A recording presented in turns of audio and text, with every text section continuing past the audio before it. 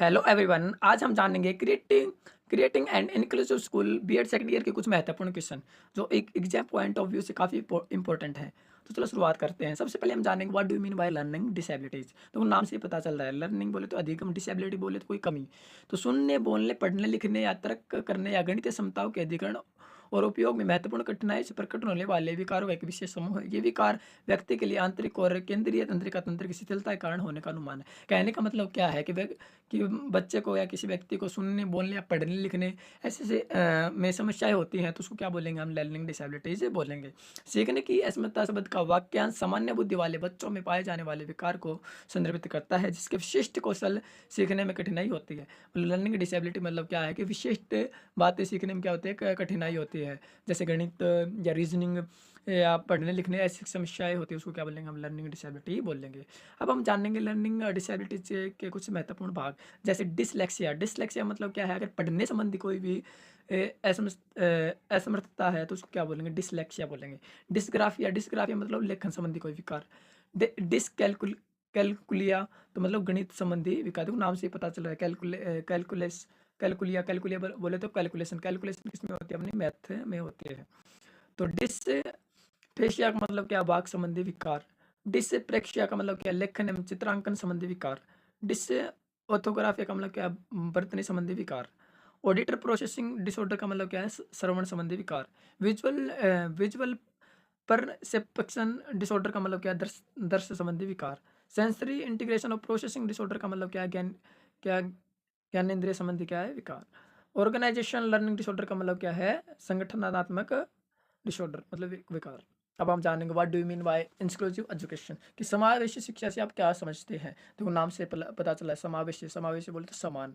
तो समावेशी शिक्षा से आज से उस शिक्षा प्रणाली से है जिसमें एक सामान्य छात्र एक दिव्यांग छात्र के साथ विद्यालय में अधिकतर समय बिताता है। मतलब जो सामान्य बच्चा है और जो किसी प्रकार से डिसेबल्ड है, वो एक साथ क्या करें? दोनों समय बिताए। दूसरे शब्दों में समावेशी शिक्षा विशिष्ट आवश्यकता वाले बालकों को सामान्य बालकों से अलग शिक्षा देने का विरोधी है। मतलब कि क्या है कि सामान्य बच्चों को और दिव्यांग बच्चों को एक साथ शिक्षा देने की बात कही गई है। शिक्षा का समावेशीकरण यह बताता है कि विशिष्ट शैक्षणिक आवश्यकताओं की पूर्ति के लिए एक सामान्य छात्र और एक दिव्यांग को समान शिक्षा प्राप्ति के अवसर मिलने चाहिए। पहले समावेशी शिक्षा की परिकल्पना सिर्फ विशेष छात्रों के लिए की गई थी, लेकिन आधुनिक काल में हर शिक्षक को इस सिद्धांत को विस्तृत दृष्टिकोण में अपनी कक्षा में व्यवहार में लाना चाहिए। कहने का मतलब क्या है कि सामान्य शिक्षा वो शिक्षा है जिसमें जिसमें सामान्य बच्चा और दिव्यांग बच्चा भी एक साथ पढ़ सके। अब हम जानेंगे सामान्य शिक्षा की प्रमुख विशेषता, किसकी विशेषताएं क्या क्या है। तो सबसे पहली विशेषता के बारे में जानेंगे। समावेशी शिक्षा ऐसी शिक्षा है जिसके अंतर्गत शारीरिक रूप से बाधित बालक तथा सामान्य बालक साथ साथ सामान्य कक्षा में शिक्षा ग्रहण करते हैं। अपंग बालकों को कुछ अधिक सहायता प्रदान की जाती है। इस प्रकार समावेशी शिक्षा अपंग बालकों के पृथक्करण के विरोधी व्यावहारिक समाधान है। कहने का मतलब क्या है कि पहली बात क्या कहती है कि सामान्य शिक्षा का मतलब क्या है?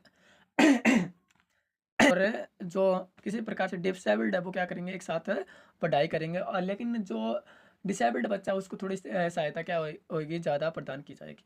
समावेशी शिक्षा विशिष्ट का विकल्प नहीं है। समावेशी शिक्षा को तो विशिष्ट शिक्षा का पूरक है। कभी कभी बहुत कम शारीरिक रूप से बाधित बालकों को समावेशी शिक्षा संस्थान में प्रवेश कराया जा सकता है।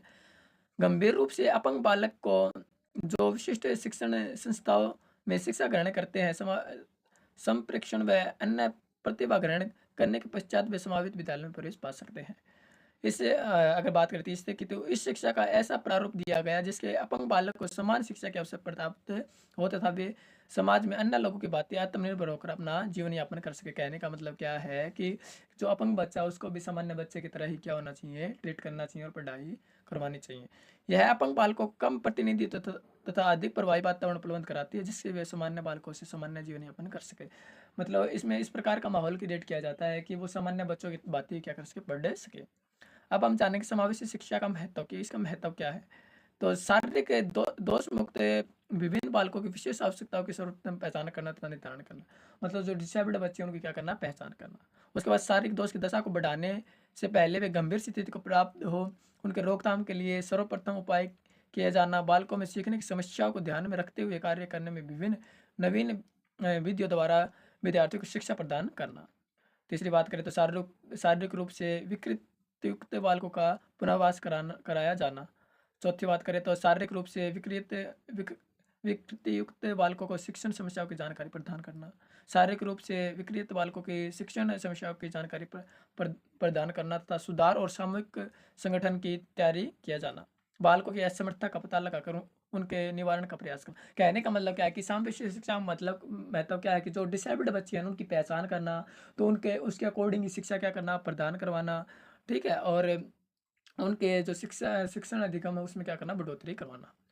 सामाजिक शिक्षा की प्रक्रिया की शिक्षा की प्रक्रिया क्या है, इसकी 4 प्रक्रिया है। सबसे पहले मानकीकरण। मानकीकरण का मतलब क्या है, सामान्यकरण वह प्रक्रिया जो प्रतिभाशाली बालकों तथा युवकों को जहाँ तक संभव हो कार्य सीखने के लिए समाजीकरण वातावरण पैदा करना। मतलब एक इस प्रकार का इन्वायरमेंट तैयार करना ताकि उससे क्या हो जाए, बच्चे अच्छे से पढ़ सके।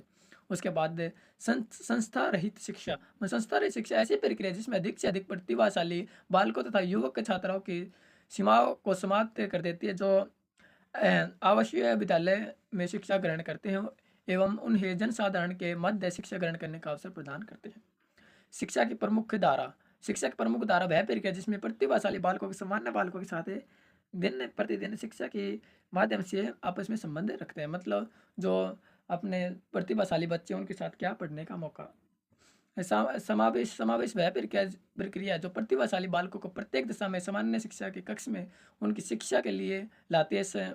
समावित पृथक्करण के विपरीत है। पृथक्करण वह प्रक्रिया जिसमें समाज का विशिष्ट समूह के अलग अलग से पहचाना जाता है तथा धीरे धीरे सामाजिक और व्यक्तिगत दूरी उस समूह की तथा समाज की बढ़ती जाती है। अब हम जानेंगे what is the right to education act 2009। शिक्षा का अधिकार 2009 अधिनियम क्या था।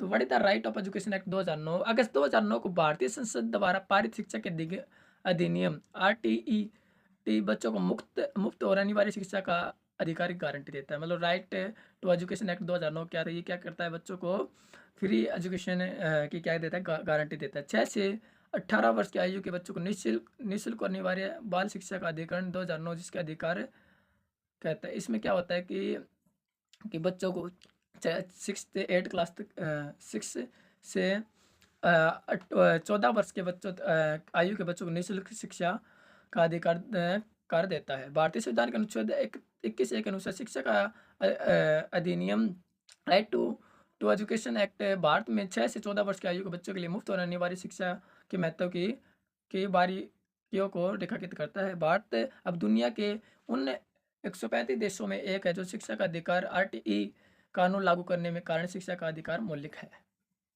अब हम जानेंगे कि RCI के बारे में कि भारतीय पुनर्वास परिषद क्या है। तो RCI की कार्यशाला में शिक्षा में विकलांग व्यक्तियों को सशक्त बनाने के लिए मानव संसाधनों का उपयोग किया गया। तो भारतीय पुनर्वास परिषद RCI संसद के एक अधिनियम द्वारा स्थापित एक वैधानिक निकाय है। इसका मुख्य कार्य विशेष शिक्षा और विकलांगता के क्षेत्र में प्रशिक्षण कार्यक्रमों को मानकीकृत विनियमित और निगरानी करना। RCI का क्या है, RCI एक ऐसी संस्था है जो फिजिकल रूप से डिसेबल्ड को शिक्षा देने में सहयोग करता है। भारतीय पुनर्वास परिषद संसद के एक अधिनियम द्वारा स्थापित एक वैधानिक निकाय है। इसका मुख्य कार्य विशेष शिक्षा और विकलांगता के क्षेत्र में प्रशिक्षण कार्यक्रमों को मानकीकृत विनियमित और निगरानी करना है। इसके अंतर्गत RCI केंद्रीय पुनर्वास रजिस्टर को बनाए रखने और इस क्षेत्र के अनुसंधान को बढ़ावा देने के लिए जिम्मेवार है। परिषद RCI को आवंटित पेशेवर और कर्मियों की 16 श्रेणियों के लिए शिक्षा के प्रशिक्षण के न्यूनतम मानक निर्धारित करती है। अब हम जानेंगे NGOs के बारे में। NGO बोले तो नॉन गवर्नमेंटल ऑर्गेनाइजेशंस, गैर सरकारी संगठन। तो एक गैर सरकारी संगठन NGO एक ऐसा समूह है जो सामाजिक स्थिति को बेहतर बनाने के उद्देश्य से किसी भी सरकार से स्वतंत्र रूप से कार्य करता है। NGO आमतौर पर गैर लाभकारी संस्थाएं होती हैं। उन्हें कभी कभी नागरिक समाज संगठन कहा जाता है और उन्हें सामुदायिक, राष्ट्रीय और अंतर्राष्ट्रीय सतह पर किसी सामाजिक या राजनीतिक लक्ष्य जैसे कि मानवीय कारण या पर्यावरण की सुरक्षा के लिए स्थापित किया जाता है। उदाहरण के लिए गैर सरकारी संगठन स्वास्थ्य या स्वास्थ्य आपात स्थिति, शिक्षा, बुनियादी ढांचे, अल्पसंख्यक अधिकारियों की वकालत, गरीबों की सहायता और अपराध से कमी से जुड़ने क्षेत्रों की गतिविधियों पर ध्यान केंद्रित कर सकते हैं। गैर सरकारी संगठनों एनजीओ के प्रकार की कौन कौन से प्रकार है? इसके मुख्यतः दो प्रकार से बांटा गया है। एनजीओ शब्द का इस्तेमाल आमतौर पर गैर लाभकारी निजी संगठनों को लिए किया जाता है जो जो सरकारी नियंत्रण से बाहर काम करने। कुछ एनजीओ मुख्य रूप से स्वयंसेवकों पर निर्भर करते हैं, जबकि अन्य वेतनभोगी कर्मचारियों का समर्थन करते हैं। विश्व बैंक एनजीओ के दो व्यापक समूह की पहचान करता है। सबसे पहले परिचालन और गैर गैर सरकारी संगठन, जो विकास परियोजनाओं के डिजाइन और कार्यान्वयन पर ध्यान केंद्रित करता है। दूसरी बात करें तो वकालत करने वाले गैर सरकारी संगठन, जो किसी विशिष्ट कारण या बचाव या प्रचार करते हैं और सार्वजनिक नीति का प्रभावित करने का प्रयोग करते हैं। Thank you. आई थिंक कुछ समझ आया होगा, और ये क्वेश्चन काफ़ी महत्वपूर्ण है जो एग्जाम में बार बार पूछे जाते हैं।